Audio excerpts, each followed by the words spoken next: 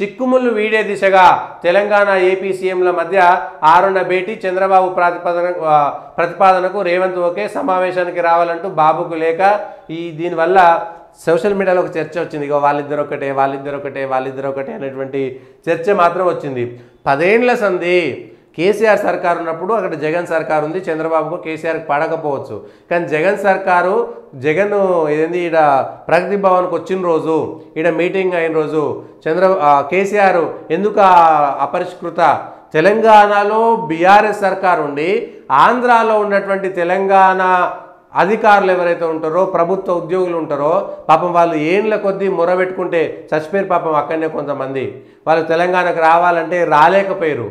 అదే ఆంధ్రాకు సంబంధించినటువంటి ఉద్యోగులు తెలంగాణ ఉంటే వాళ్ళు ఇష్ట ప్రకారం ఉంటారు, ఎందుకంటే అది ఇక చెప్పాల్సినటువంటి అవసరం లేదు. కానీ తెలంగాణ ఆంధ్రాలో ఉన్నటువంటి తెలంగాణ ఉద్యోగులు ఏమో పాపం రావడానికి ప్రయత్నం చేస్తే తెలంగాణ సర్కారు బీఆర్ఎస్ సర్కారు కనీసం వాళ్ళని పట్టించుకోలేదు.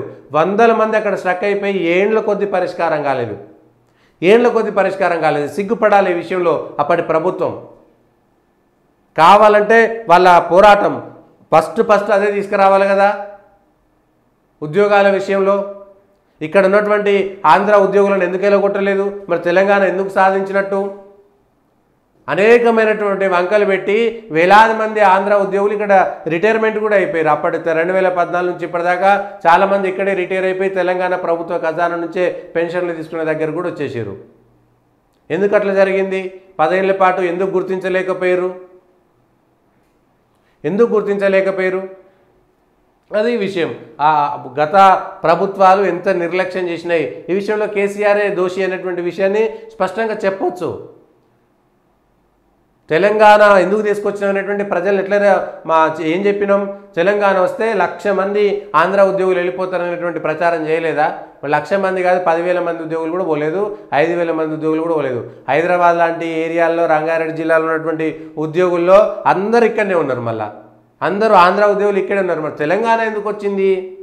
ఎందుకు వాళ్ళని పంపించలేదు? అనేకమైనటువంటి సాంకేతిక కారణాలు పెట్టి సగం మంది ఇక్కడనే ఉన్నారు. వాటిని పరిష్కరించేటువంటి ప్రయత్నం కూడా చేయలేదు. ఎక్కడికి పోయినా సరే మీరు పటాన్చెరు, హైదరాబాదు, రింగ్ రోడ్డు చుట్టూ లోపల ఉండేటువంటి అన్ని చోట్ల ఉండేటువంటి ప్రభుత్వ ఉద్యోగస్తులు టీచర్లతో సహా అనేక మంది అట్లనే ఉండిపోయారు. ఇది రిటైర్ అయిపోయినటువంటి వాళ్ళ పరిస్థితి కూడా చూస్తున్నాం మనం. ఇంతకంటే ఎక్కువ చెప్పేది ఏముంటుంది దాంట్లో?